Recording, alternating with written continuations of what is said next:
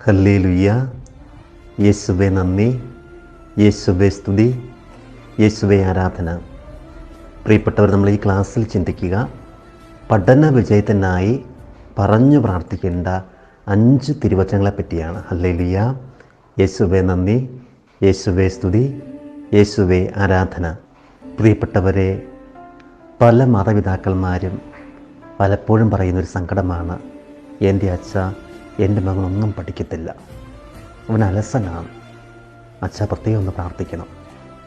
പ്രിയപ്പെട്ടവരെ, അച്ഛൻ തുടർന്ന് പറയുന്ന വചനങ്ങൾ ഇങ്ങനെ പഠനത്തിൽ പുറകിലായിരിക്കുന്ന വിദ്യാർത്ഥികൾ പഠന വിജയത്തിനായിട്ട് എല്ലാ ദിവസവും പറഞ്ഞു പ്രാർത്ഥിക്കുക.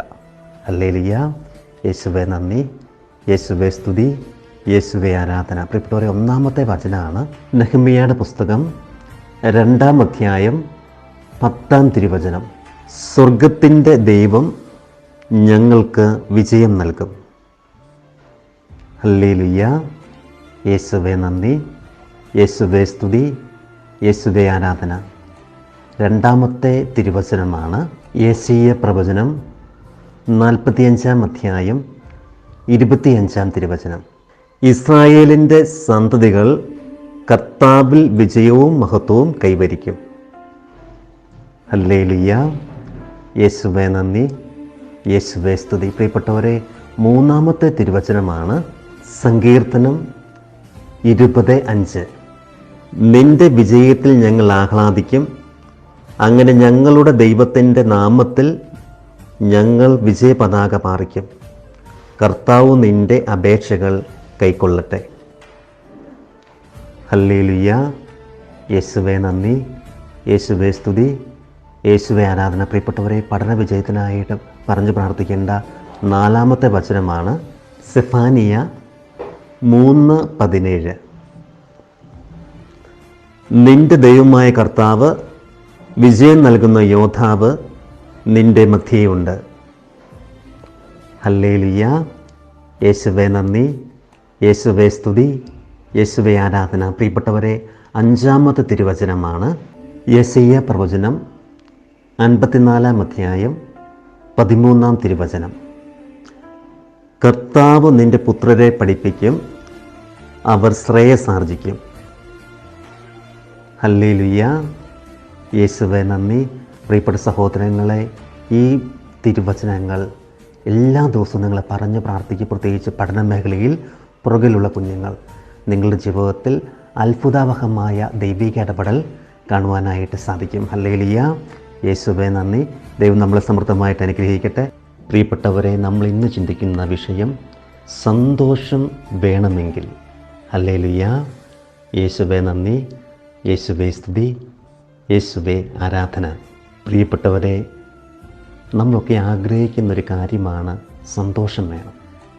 എന്നാൽ അച്ഛൻ കണ്ട ഒരു പ്രത്യേകതയാണ്, പലരുടെ ജീവിതത്തിലേക്ക് നോക്കുമ്പോൾ അവരാരും സന്തോഷവാന്മാരല്ല. പലരും അവരോട് സംസാരിക്കുമ്പോൾ ആവലാതികളും പരാതികളും വേദനകളുമാണ് എപ്പോഴും പങ്കുവയ്ക്കുക.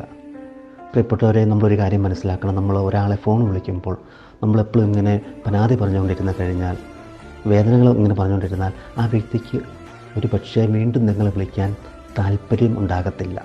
ഹല്ലേലൂയ. യേശുവേ നന്ദി, യേശുവേ സ്തുതി, യേശുവേ ആരാധന. അതുകൊണ്ട് പ്രിയപ്പെട്ടവരെ, സന്തോഷം ലഭിക്കുവാൻ എന്ത് ചെയ്യണം? നമ്മൾ സന്തോഷം മറ്റുള്ളവർക്ക് പകർന്നു കൊടുക്കുന്നവരാകുക. നമ്മുടെ സംസാരത്തിലൂടെ, പെരുമാറ്റത്തിലൂടെ, നിലപാടുകളിലൂടെ മറ്റുള്ളവർക്ക് നമ്മൾ സന്തോഷം കൊടുക്കണം. നമ്മൾ മറ്റുള്ളവർക്ക് സന്തോഷം കൊടുക്കുമ്പോഴാണ് അവർ നമുക്കും അത് തിരിച്ചു തരിക. കൊടുക്കുക, നിങ്ങൾക്ക് ലഭിക്കും. ഹല്ലേലൂയ. യേശുവേ നന്ദി, യേശുവേ സ്തുതി, യേശുവേ ആരാധന. ദേഷ്യപ്പെടുന്ന സ്വഭാവം, കോപിക്കുന്ന മേഖലകൾ, മറ്റുള്ളവർ അംഗീകരിക്കാത്ത സ്വഭാവങ്ങളൊക്കെ നമ്മളെ മറ്റുള്ളവരിൽ നിന്ന് അകറ്റി നിർത്തും. ഹല്ലേലൂയ.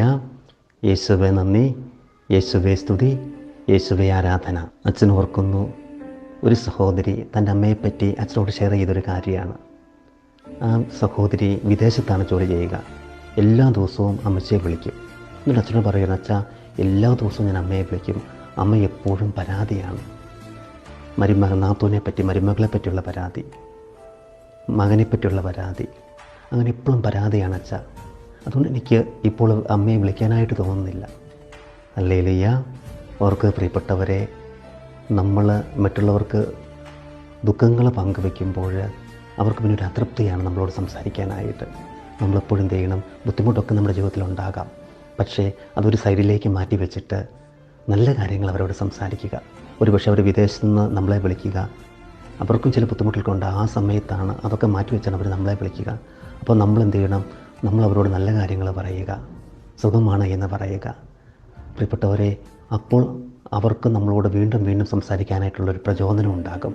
പൗലോസ് ശ്ലീഹ ഫിലിപ്പിയർക്ക് എഴുതിയ ലേഖനം 2-ാം അധ്യായം 4-ാം തിരുവചനം: ഓരോരുത്തരും സ്വന്തം താല്പര്യം മാത്രം നോക്കിയാൽ പോരാ, മറിച്ച് മറ്റുള്ളവരുടെ താല്പര്യവും പരിഗണിക്കണം. ഹല്ലേലൂയ. പൗലോസ് ശ്ലീഹ പറയുകയാണ്, സ്വന്തം ഇഷ്ടം മാത്രം നോക്കിയാൽ പോരാ, മറ്റുള്ളവരുടെ താല്പര്യവും മറ്റുള്ളവരുടെ ഇഷ്ടവും നമ്മൾ പരിഗണിക്കണം. പ്രിയപ്പെട്ടവരെ, മറ്റുള്ളവരെ പരിഗണിച്ചാൽ മാത്രമേ നമുക്ക് സന്തോഷം ലഭിക്കുകയുള്ളൂ. നീ എന്താണോ ആഗ്രഹിക്കുന്നത്, നീ അത് മറ്റുള്ളവർക്ക് കൊടുക്കാനായിട്ട് പരിശ്രമിക്കുക. ദൈവം നമ്മളെ സമൃദ്ധമായിട്ട് അനുഗ്രഹിക്കട്ടെ. പ്രിയപ്പെട്ട സഹോദരങ്ങളെ, സമയത്തിന് ഒരു വാല്യൂ ഉണ്ട്. അതുകൊണ്ട് നമ്മൾ എന്ത് ചെയ്യണം? നമ്മൾ നല്ല രീതിയിൽ വിനിയോഗിക്കുക. സമയം നഷ്ടപ്പെടുത്തരുത്. സമയം നഷ്ടപ്പെടുത്തുന്നത് വലിയൊരു തിന്മയാണ്. ജീവിതത്തിൽ ചില തകർച്ചകളുണ്ടാവാം, പ്രതിസന്ധികളുണ്ടാവാം. അതിനെല്ലാം ഓർത്ത് നമ്മൾ സമയം നഷ്ടപ്പെടുത്താതെ നല്ല രീതിയിൽ സമയം ചിലവഴിക്കുമ്പോൾ നമുക്ക് വലിയവരായി തീരാനായിട്ട് സാധിക്കും. ജീവിതത്തിൽ വിജയം വരിച്ചവരെല്ലാം സമയത്തെ നല്ല രീതിയിൽ ഉപയോഗിച്ചവരാണ്. കഴിഞ്ഞ കാലത്തെ ചില അനുഭവങ്ങളെ ഓർത്ത് നിരാശയിൽ സമയം കളയാതെ നമ്മുടെ ഭാവിയെപ്പറ്റി ചിന്തിച്ച് പ്രത്യാശയോടെ നമ്മൾ സമയത്തെ വിനിയോഗിക്കണം. വിശുദ്ധ പൗലോസ് ശ്ലീഹ തൻ്റെ ജീവിതത്തിൽ തൻ്റെ പ്രധാനപ്പെട്ട ലേഖനങ്ങളൊക്കെ എഴുതിയത് അദ്ദേഹം ജയിലിൽ കിടന്നപ്പോഴാണ്. ജയിലിൽ കിടന്നപ്പോൾ പ്രിയപ്പെട്ടവരെ, അദ്ദേഹം മറ്റു കാര്യങ്ങളെപ്പറ്റി ചിന്തിച്ചില്ല. എന്തായിരിക്കും ശിക്ഷ? വധശിക്ഷയ്ക്ക് വിധിക്കപ്പെടുമോ? കാരാഗൃഹവാസം തുടരണമോ? ഇതിനെപ്പറ്റിയൊന്നും ചിന്തിക്കാതെ സഭയുടെ വളർച്ചയ്ക്ക് പുരോഗതിക്കും വേണ്ടി ഈടുറ്റ ലേഖനങ്ങളാണ് അദ്ദേഹം ജയിലിൽ കിടന്നപ്പോൾ എഴുതിയത്. അദ്ദേഹം വേണ്ട വിധത്തിൽ പൗലോസ് ശ്ലീഹ തൻ്റെ സമയം ചെലവഴിച്ചതുകൊണ്ടാണ് നമുക്ക് നല്ല നല്ല ലേഖനങ്ങൾ ബൈബിളിൽ നമുക്ക് കണ്ടെത്തുവാനായിട്ട് സാധിക്കുക. തൻ്റെ അനുഭവത്തിലൂടെയാണ് പൗലോസ് ശ്ലീഹ എഫേസോസ് ലേഖനം 5-ാം അധ്യായം 16-ാം തിരുവചനത്തിൽ ഇപ്രകാരം പഠിപ്പിക്കുന്നത്: നിങ്ങളുടെ സമയം പൂർണ്ണമായും പ്രയോജനപ്പെടുത്തുവിൻ. ഹല്ലേലൂയ. യേശുവേ നന്ദി, യേശുവേ സ്തുതി, യേശുവേ ആരാധന. പ്രിയപ്പെട്ടവരെ, പൗലോസ് ശ്ലീഹ തൻ്റെ ജീവിതത്തിൽ എപ്രകാരം സമയം വിനിയോഗിച്ചോ അതിൽ നിന്ന് നമ്മളെ പഠിപ്പിക്കുകയാണ്, നല്ല രീതിയിൽ നിങ്ങളുടെ സമയം ഉപയോഗപ്പെടുത്തുവിൻ. അതുകൊണ്ട് പ്രിയപ്പെട്ടവരെ, സാഹചര്യം അനുകൂലമാകുമ്പോഴും പ്രതികൂലമാകുമ്പോഴും ജീവിതം കർമ്മനിരതമാകണം. ശരീരം തളർന്നാലും മനസ്സുകൊണ്ട് പ്രവർത്തിക്കണം. ഹല്ലേലൂയ. യേശുവേ നന്ദി, യേശുവേ സ്തുതി, യേശുവേ ആരാധന. അതുകൊണ്ട് പ്രിയപ്പെട്ടവരെ, മനസ്സിലാക്കുക, ഓരോ മിനിറ്റിനും ഓരോ സെക്കൻഡിനും ഓരോ മണിക്കൂറിനും വലിയ വിലയുണ്ട്. നീ അത് നഷ്ടപ്പെടുത്തിയാൽ തമ്പുരാൻ്റെ മുമ്പിൽ നീ കണക്ക് കൊടുക്കേണ്ടി വരും. പൗലോസ് ശ്ലീഹായെപ്പോലെ നമുക്കും നമ്മുടെ സമയം നല്ല രീതിയിൽ പ്രയോജനപ്പെടുത്താം. ദൈവം നമ്മളെ സമൃദ്ധമായിട്ട് അനുഗ്രഹിക്കട്ടെ. നമ്മുടെ കർത്താവായ ഈശോ മിശിഹായുടെ കൃപയും പിതാവായ ദൈവത്തിൻ്റെ സ്നേഹവും പരിശുദ്ധാത്മാവിൻ്റെ സഹവാസവും നമ്മളെല്ലാവരും കൂടെ ഉണ്ടായിരിക്കട്ടെ, ഇപ്പോഴും എപ്പോഴും എന്നേക്കും. ആമേൻ. ഈശോ മിശിഹായ്ക്ക് സ്തുതിയായിരിക്കട്ടെ.